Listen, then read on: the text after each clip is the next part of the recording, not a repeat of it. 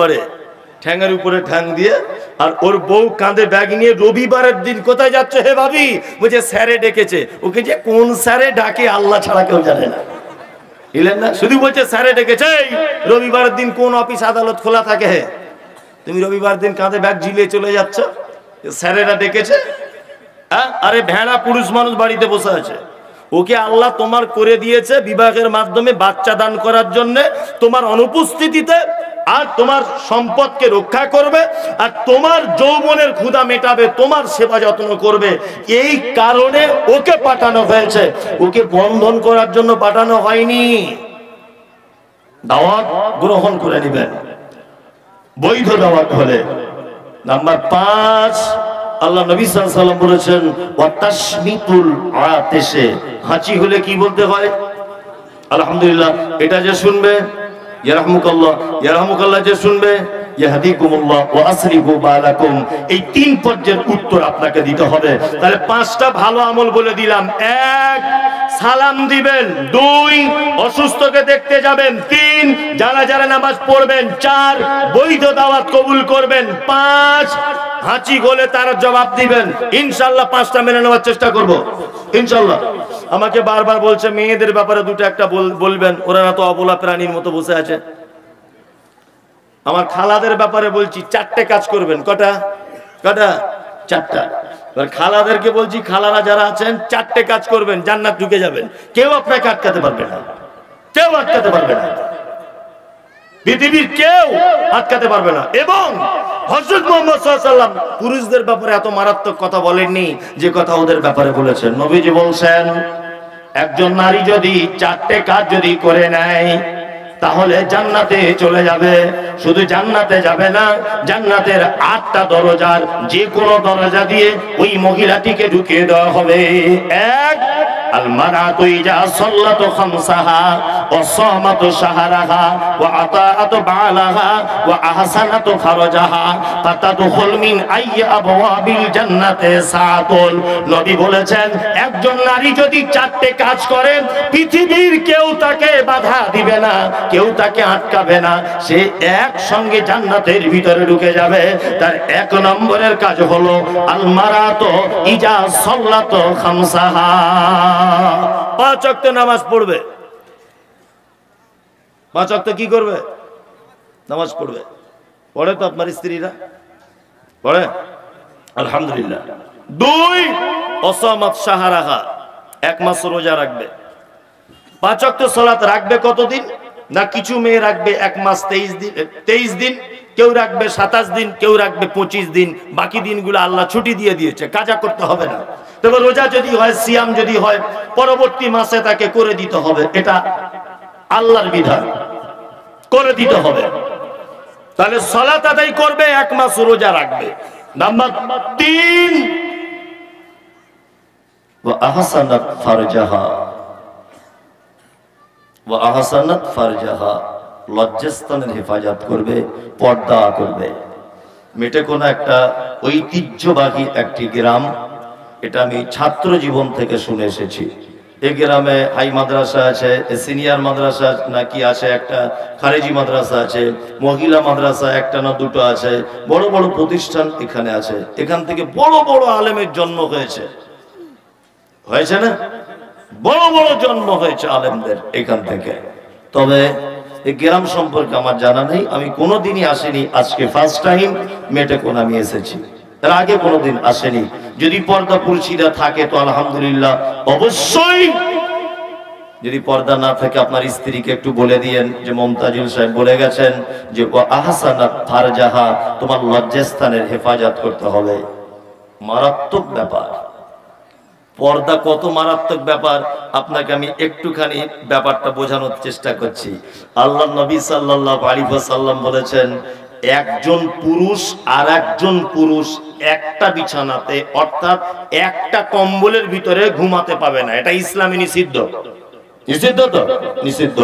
একটা প্রাপ্তবয়স্কা মহিলা আর একজন মহিলা, মানে একটা মহিলা আর একজন মহিলা একই বিছানাতে এক কাঁথার ভিতরে শোবে, শুতে পাবে না। মেয়ে বয়স হয়েছে 16-17 বছর, আপনি বুঝতে পেরেছেন মেয়ে আমার কুমারী হয়ে গেছে, মেয়ে আমার যুবতী, মেয়েকে বিয়ে দেবার উপযুক্ত, মা একই চাদরে দুজন শুতে পাবে না। জি, কারণ ইসলাম এটা নিষেধ করে দিয়েছে। আল্লাহ নবী বলেছেন কোন মহিলা যেন কোন মহিলার গায়ে এরকম ভাবে ধরে টিপে যেন না দেখে, নরম না শক্ত, কারণ টিপে দেখা হারাম, চলবে না। আমাদের বিবাহের সময় মেয়েদের যখন গোসল করানো হয়, দেখবেন ভাবিরা আবার অন্যান্য সম্পর্কের মেয়েরা এরকম গা হাতে মেহেন্দি বা সাবান টাবান মাখায় না, মাখায়। এই কারণে আল্লাহ নবী নিষেধ করেছেন যে মেয়েটা সাবান মাখিয়েছে ওই মেয়েটা বাড়িতে রাতে শুয়ে ওর স্বামীর সঙ্গে গল্প করবে। আজকে মাসকুরাকে গোসল করালাম, মাসকুরার শরীরটা কি নরম, যে গল্প করছে তার শরীরটা ইটের মতো শক্ত। ওর স্বামী কিন্তু রাতে অন্তরের চোখে মাছকুরা কি দেখবে, কি বলছি বুঝতে পারছেন না? আর মনে মনে ভাববে তোর ইটের মতো শক্ত, তাহলে ওরই ভালো, এটা বলবে, মনে মনে ভাববে। এই জন্য নবী মুহাম্মদ সাল্লাল্লাহু আলাইহি ওয়াসাল্লাম অনেক দূর থেকে বাদ দিয়ে দিয়েছেন যে একজন মহিলা যেন আর একটা মহিলার গায়ে যেন হাত দিয়ে টিপে যেন না দেখে, কারণ ও অন্তরের জেনাতে তার স্বামীকে লিপ্ত করে দিবে। পর্দা মারাত্মক একটি বিষয়, কত মারাত্মক বিষয় আপনাকে ভাবানো যাবে না। আমাদের সমাজে আছে নাই? আমার জীবনে আশ্চর্য কথা বলছি, একদমই আশ্চর্যের কথা বলছি। আপনার পরিবারকে যদি আপনি সুখে যদি করতে চান, 3টে কাজ করবেন। কটা কাজ? 3টে। আজকে আপনার স্ত্রীকে গিয়ে বলে দেবেন কটা কাজ? 3টে। 1, আপনার বাড়িতে পাড়ার কোনো মেয়েকে ঢুকতে দেবেন না, বুঝলেন? আমি একটা মহিলা মাদ্রাসার দায়িত্বে আছি, মহিলা মাদ্রাসায়, কলমডাঙ্গা মাদ্রাসাতে প্রায় 1-1.5 বছর আমার দায়িত্বই চলছে। তা আল্লাহ চালাচ্ছে, আমার শব্দটা বলা এটা ফেরাউনের শব্দ, আমার বলা যাবে না, আমাদের দায়িত্বে চলছে। যাই হোক, তা আমি ওখানে বলি মাঝে সাঝে যারা শিক্ষিকা আছে যে পুরুষ গার্জেনদেরকে ঢুকতে দেবে, মেয়েগুলোকে ঘরে ঢুকিয়ে দিয়ে, কিন্তু মহিলা গার্জেনকে ভিতরে ঢুকতে দিবে না। মহিলা গার্জেনকে ঢুকতে দিলে মাদ্রাসার ভিতর ইট পর্যন্ত খুলে নিয়ে চলে যাবে, এত খাতারনাক করা, বুঝলেন না? বাড়িতে পাড়ার কোনো মেয়েকে ঢুকতে দিবেন না। আপনার স্ত্রীকে বলবেন যে বাড়িতে 4-5টা পুরুষ মানুষ যদি আসে আমাকে ডাকবে, বৈঠকখানাতে বসে গল্প করব, কিন্তু খবরদার ভুল করে যেন পাড়ার কোনো মেয়েকে ঢুকতে দিবেন না, কারণ এরা হচ্ছে খাতারনাক। কত খাতারনাক আপনাকে বলবো। এই দেখুন, আপনাকে একটা জিনিস দেখায়, নতুন বৌমা এসেছে বাড়িতে, সব পাড়ার মেয়েরা সুসুর করে নতুন বৌমা দেখতে আসছে, আর একটা মেয়ে ঘোমটা দিয়ে এরকম করে বসে আছে, এরকম করে। সব যখন ভিড় ঘুচে গেল, তখন ওই পাড়ার বউটা বলছে, হা গো বুবু, মায়ের ঘর কোথা? বলছে সাঁকড়ে গাছাতে, ওই নুর ইসলাম মল্লিদের ঘরের পাশেই। তাই? তো আব্বা কি করে? বলছে আব্বা ঠিকাদারি কাজ করে। কটা ভাই বোন? 3 ভাই 1 বোন। সব ভালো, মেটেকোনায় তুমি মেটেকোনার বৌমা হয়েছ, আর আমি 11 বছর পুরাতন মেটেকোনাতে আছি। যাদের ঘরে তোমার বিয়ে হয়েছে না, তোমার শ্বশুর শাশুড়ি খুব ডেঞ্জারাস, একটু সাবধানে থাকবে।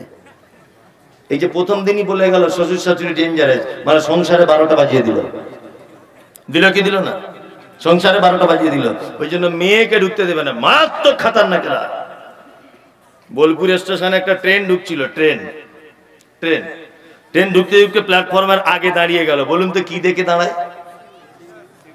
Red signal. রেড মানে কি? বিপদ। এলেম বাজার রাস্তায় কাজ হচ্ছে, দেখবেন একটা লোক লাল কাপড়ে এরকম করছে, মানে বিপদ, যে অ্যাক্সিডেন্ট হয়ে যেতে পারে, একটু স্লো চা, না তো মরে যাবি, বলে কি বলে না? রেড মানে বিপদ। 24 বছর বয়সের যুবক ছেলে, 24 বছর, মায়ের হাতের ছাড়া রান্না খায় না জীবনে। মা যা রান্না করে মধুর মতো, বলে মা তোমার হাতের রান্না কি স্বাদ, বর্ধমানে চাকরি করি, ওখান থেকে না খেয়ে দুপুরে বাড়ি এসে খাই, মায়ের হাতের এত সুন্দর রান্না। 3 দিন বিয়ে হয়েছে, 4 দিনের মাথায় সকালে উঠে বলছে মা তোকে একটা কথা বলবো। তো বলছে কি বল? বলছে তুই আর আব্বা আলাদা রান্না করে খা, আমরা দুজন আলাদা রান্না করে খাই। মানে 24 বছর পর্যন্ত ওর মা প্রিয় ছেলে, আর 24 ঘন্টা এক বিছানা দুজন মাথা দিয়ে ওকে এমন তাবিজ দিয়েছে, বলছে তোর মা আব্বাকে আলাদা খেতে বল। কি বলছি বুঝতে পারছেন না? আর আমরা একটা জিনিস বুঝতে ভুল করি, আপনারা আমি জানি খুব শিয়ানা, কিন্তু একদমই তো বোকা দেখতে পাচ্ছি, খুব শিয়ানা নয় তো আপনারা। রেড সিগন্যাল মানে কি? বিপদ। বাড়িতে যখন নতুন বৌমা আসে, কোন শাড়ি পরে আসে? সাদা, কালো, লাল না সবুজ? লাল। মানে প্রথম দিন গেটে ঢোকার সময়তেই বলে দেয় শ্বশুর শাশুড়ি রেডি হও, আমি ঢুকছি এবার। মানে রেড সিগন্যাল, বুঝলেন না? শ্বশুর শাশুড়ি রেডি হও, রেডি হয়ে একেবারে খাতা কলম নিয়ে বসলো, আর তোমরা আলাদা গোয়াল ঘরে রান্না করে খাও। এই তো সিস্টেম চলছে কি চলছে না? তাহলে পরিবারকে বাঁচাতে গেলে এক, পাড়ার কোনো মেয়েকে বাড়িতে ঢুকতে দেবেন না, এটা একদম মাথায় রাখবেন। বক্তব্য সব অংশ যদি ভুলে যান, এইটা অন্তত বক্তব্য ভুলিয়েন না, সংসার সুখের হবে। দুই, আপনার স্ত্রীকে বলবেন যে তুমি একটু পর্দার সঙ্গে থাকবে বাড়িতে, কারোর সঙ্গে কটু কথা বলিও না, পর্দার ব্যাপারটা দেখবে, বরকত হবে বাড়িতে। নাম্বার 3, আপনার স্ত্রীকে বলবেন যে আমি বাজার থেকে যা কিছু আনবো একেবারে সব রান্না করে দিবে না, অল্প অল্প একটু রেখে তবে রান্না করবে, বাড়িতে বরকত হবে। আর 4, আপনার স্ত্রীকে বলবেন যে আমাদের বাড়ির দরজা থেকে যেন কোনোদিন কেউ ফেরত না যায়। 6, আপনার স্ত্রীকে বলবেন তেলের বোতলে এখনো তেল 100 গ্রাম আছে, আবার বাড়ি থেকে বাজার থেকে আমাকে তেল আনতে বলবে, ওই বোতলের ভিতরে ঢেলে দিবেন, তেলে বরকত হবে। চালের বস্তাতে এখনো চাল 4 কেজি মতো আছে, বাজার থেকে চাল কিনে আবার ওই বস্তাতেই ঢেলে দেন, ইনশাআল্লাহ বরকত হবে। বাজার থেকে 2 কেজি মাংস নিয়ে এসেছেন, 1 কেজি 750 গ্রাম রান্না করবেন, 250 গ্রাম এক সাইডে রেখে দিবেন, ইনশাআল্লাহ বাড়িতে বরকত হবে। কয়েকটা টিপস আপনাকে দিয়ে দিলাম বাড়িতে বরকত আনার জন্য। প্রথম টিপসটা অবশ্যই ভুলে যাওয়ার চেষ্টা করিয়েন না। আল্লাহ নবী সাল্লাল্লাহু আলাইহি ওয়াসাল্লাম বলেছেন ওয়া আহসানাত ফারজাহা, নারী তুমি জান্নাত চলে যাবে, তোমার লজ্জাস্থান হেফাজত করবে। 4, ওয়া আতাআত বালাহা, স্বামীর সেবা করবে। স্বামীর সেবা করে তো? এখানকার ওই কোনার একটা লোক এরকম করছে, বুঝছেন না, মানব বেচারা খুব বিপদে আছে, মারাত্মক বিপদ। গ্রামের লোক কেউ ওর বাড়িতে গিয়ে একটু বিচার করে দিয়ে আসবে, বয়স্ক লোক, আরে বেচারা খুব বিপদে আছে, হ্যাঁ খুব বিপদে আছে। আল্লাহ নবী বলেছেন ওয়া আতাআত বালাহা, কি প্রেম, আল্লাহু আকবার। স্বামীর সঙ্গে অসৎ ব্যবহার করিয়েন না। আম্মা জান আয়েশার আল্লাহ নবীর কি প্রেম, আল্লাহু আকবার। এগুলো বলার ইচ্ছা ছিল না, কিন্তু বারবার বলতে বলা হয়েছে বলে বলছি, মেয়েদের ব্যাপার। আল্লাহ নবীর আর আয়েশার প্রেম যদি আপনি শুনেন অবাক হয়ে যাবেন। বিশ্ব নবী বলছেন, আম্মা জান আয়েশা বলছেন, যে গেলাসে আমি পানি পান করিতাম, পান করা হয়ে গেলে নবীকে দিতাম, দেখিতাম আমি নিজ নয়নেতে, ওখানে মুখ লাগায়া নবী পান করিতেন। গোস্ত খেয়ে হাড্ডি গুলা ফেলিয়া দিতাম, চুষে চুষে খেত নবী চোখেতে দেখিতাম। আম্মা জান আয়েশা বলছেন আল্লাহ নবী আমাকে এত ভালোবাসতেন, যে গেলাসে আমি পানি পান করিতাম, পান করা হয়ে গেলে নবীকে দিতাম। আম্মা জান আয়েশা বলছেন আমি গিলাসে পানি পান করে গিলাসটা রেখে দিয়েছি, আমি আরে আরে দেখেছি, আমি গোপনে গোপনে দেখে নিয়েছি, আল্লাহর নবী ওই গিলাসটার ওই জায়গাটায় মুখ লাগিয়ে তিনি আবার যেন পানি পান করতেন।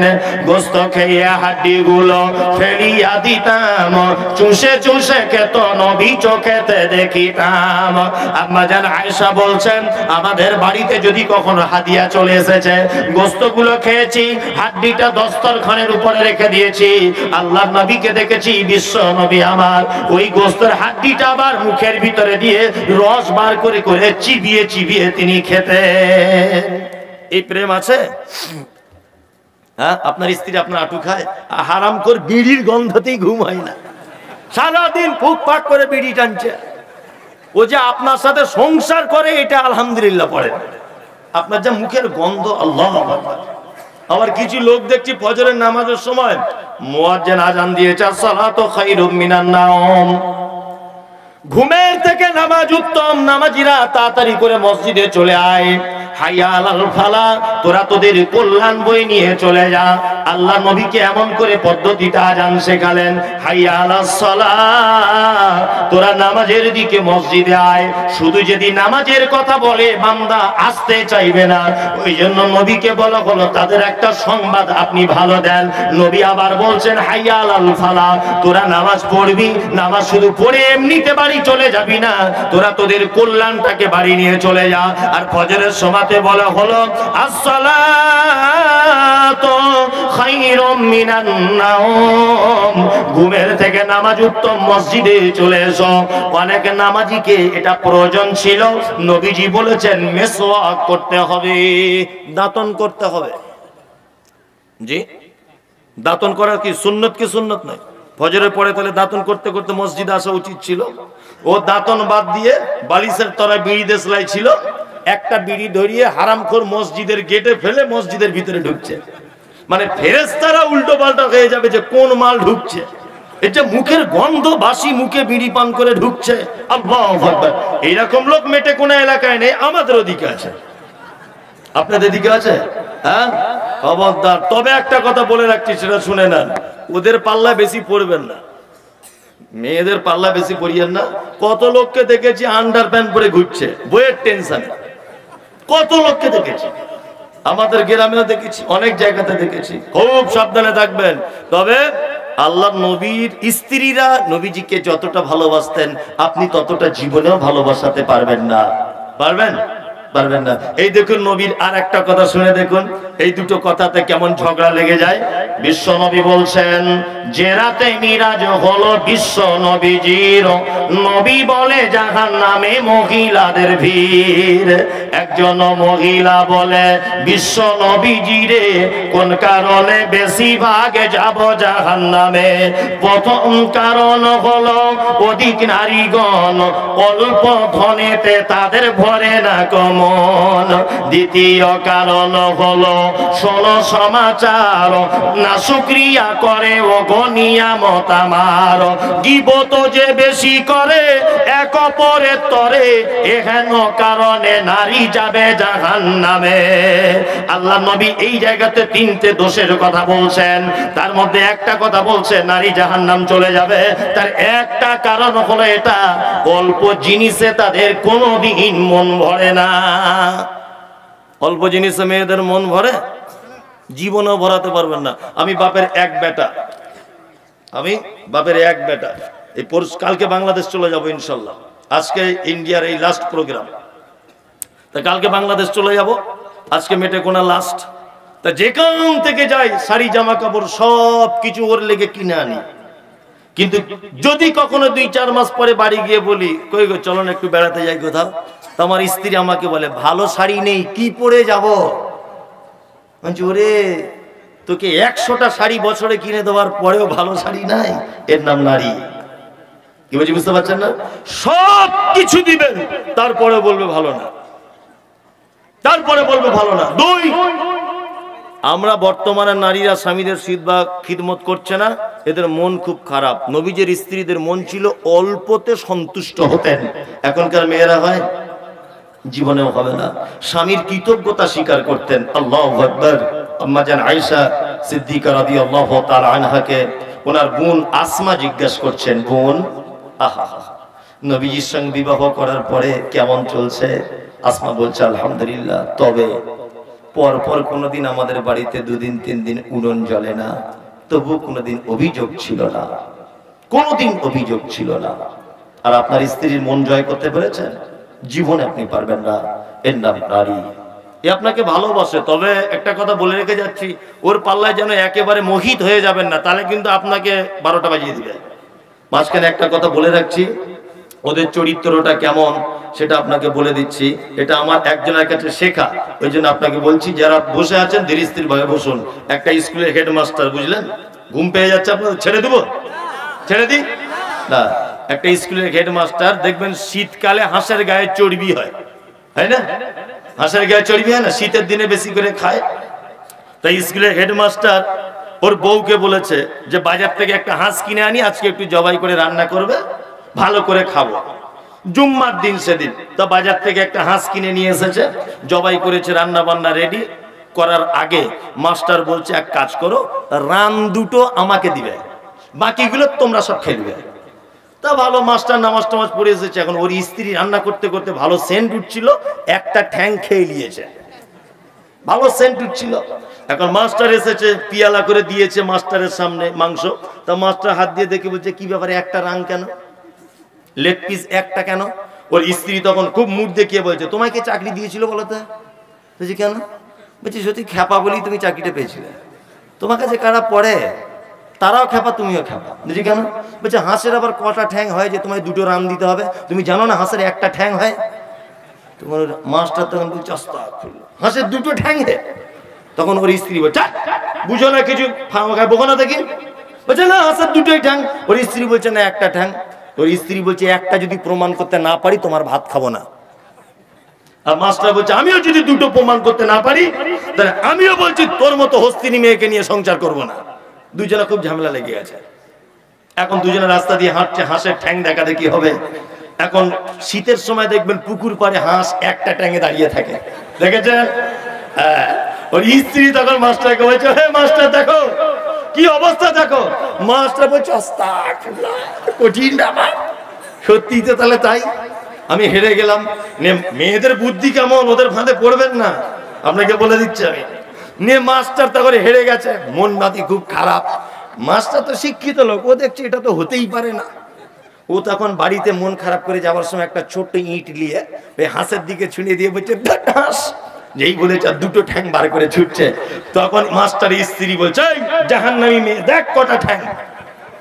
মাস্টারের স্ত্রী বলছে হ্যাঁ বুঝতে পেরেছি। আচ্ছা বলে এতক্ষণ কটা ঠ্যাং ছিল? বলছে এতক্ষণ একটা ছিল। বলছে দুটো হলো কি করে? বলছে ইট মেরেছি তাই হয়েছে। মাস্টারের বউ তখন বলছে তুমি বাজারে যে হাঁসটা কিনেছিলে ওটা কি ইট মেরে কিনেছিলে? বলছে না ইট মেরে কেনা হয় নাই। বলছে তাহলে ওই মালটার একটাই ছিল। এদের বুদ্ধি কঠিন, এদের ফাঁদে যে পড়েছে তার 12টা বেজে গেছে। কি বলছি বুঝতে পারছেন না?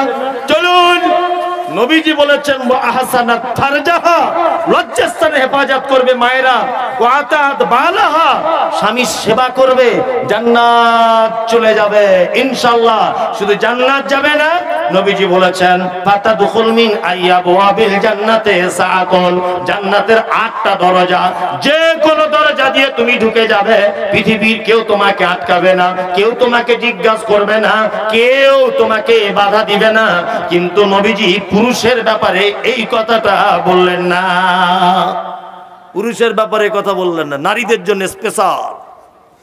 চলুন, আপনারা ভালো কাজ করতে চান, আর একটা ভালো কাজ বলে দিই আপনাদেরকে, বলে দিব। হ্যাঁ চলুন, আল্লাহর নবীর কাছে একটা ছেলে এসেছে। কি ছেলে? একদম দেহাতি কনভার্ট মুসলমান, সবেমাত্র টাটকা ঈমান এনেছে, টাটকা ঈমানদার লোক আল্লাহর নবীর কাছে এসেছেন। এসে আল্লাহ নবী সাল্লাল্লাহু আলাইহি ওয়াসাল্লামকে বলছেন আল্লাহর নবী আমি একটু জান্নাত যেতে চাই, আমি জান্নাত যাব, আমাকে কিছু আমলের কথা আপনি বলে দেন তো। বিশ্ব নবী বললেন তা'বুদুল্লাহ, তুমি সর্বদাতে আল্লাহর ইবাদত করবে, ওয়ালা তুশরিক বিহি শাইআ, আল্লাহর সঙ্গে কাউকে কোনোদিন শরীক করে দিও না। শিরক বড় পাপ তো, এটা আমরা করব না ইনশাআল্লাহ। আমরা আহলে হাদিসরা এটা করি না, করি না।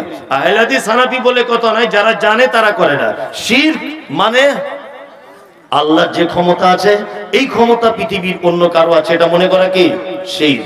শিরক কত বড় পাপ আপনাকে একটা জিনিস দেখাই। আমি মমতাজুল ইসলাম প্ল্যাটফর্মে দাঁড়িয়ে আছি বোলপুর স্টেশনে, আর ওই জায়গাটাতে আব্দুল্লাহ বলে একটা ছেলে দাঁড়িয়ে আছে, আমরা দুজন। আমি এক গ্লাস চা পান করছি, হাতে আছে একটা বিস্কুট, এক গ্লাস চা একটা বিস্কুট। প্ল্যাটফর্মে দেখবেন অনেক কুকুর ঘুরে ঘুরে বেড়ায় না? হ্যাঁ, আচ্ছা বলুন তো, কুকুরটা ঘুরতে ঘুরতে ও খালি হাতে দাঁড়িয়ে আছে, আর আমার হাতে চায়ের কাপ আর একটা বিস্কুট। বলুন তো কুকুরটা ঘুরতে ঘুরতে কার কাছে দাঁড়াবে? আমার কাছে দাঁড়াবে, কারণ কুকুর জানে যে মমতাজুলের কাছে দাঁড়ালে একটু কিছু পাওয়া যেতে পারে, একটু কিছু পাওয়া যেতে পারে। এই কারণে কুকুর জানে যে কার কাছে গেলে খাদ্য খাবার পাওয়া যায়। কিন্তু বর্তমানে কিছু মানুষ জানে না,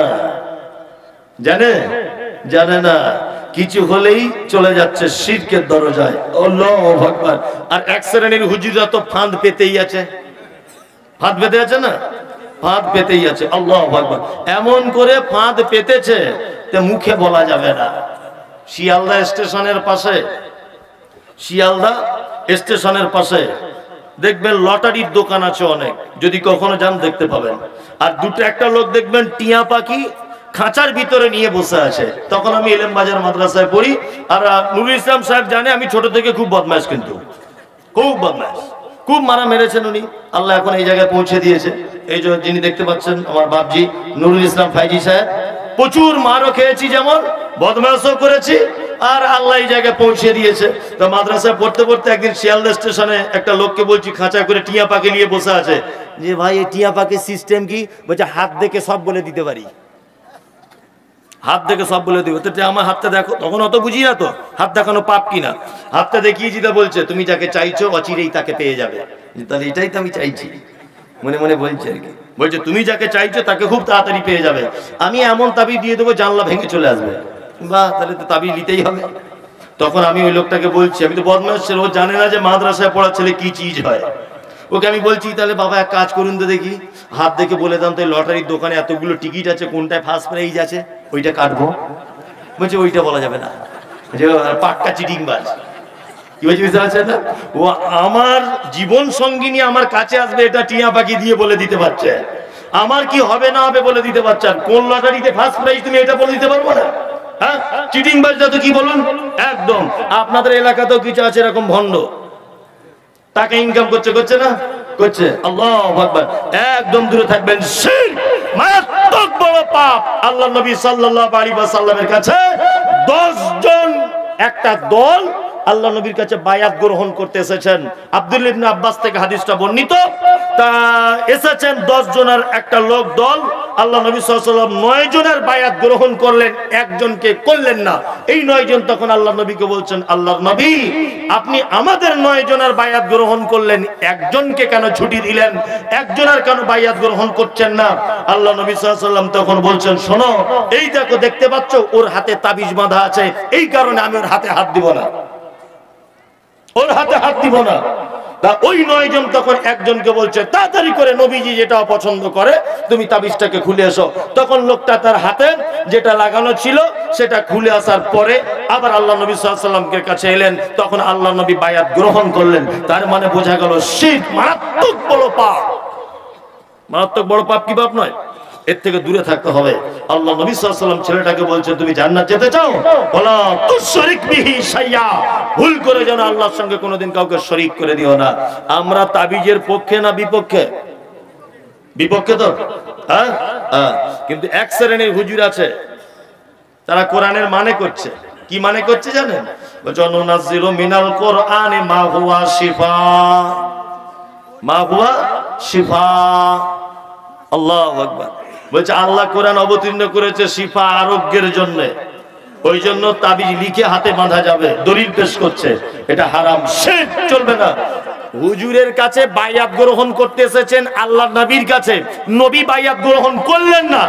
আর বর্তমানে হুজুর তাবিজ দিয়ে বায়াত নেয়। কি বলছি বুঝতে পারছেন না? তাবিজ দিয়ে বায়াত নেয়। চলুন এইবার আপনাদেরকে আর একটা কথা বলি, ওয়াতুকিমুস সালাতিল মাকতুবাতা। আল্লাহ নবী সাল্লাল্লাহু আলাইহি ওয়াসাল্লাম বলেছেন যদি জান্নাত যেতে চাও, কি হলো কি হলো কি? একটা ছেলে হারিয়ে গেছে, তার মা কি করছে? হারায় না। ও আল্লাহ নবী সাল্লাল্লাহু আলাইহি ওয়াসাল্লাম বলেছেন তুকিমুস সালাতিল মাকতুবাতা, ফরজ সালাত আদায় করে নাও।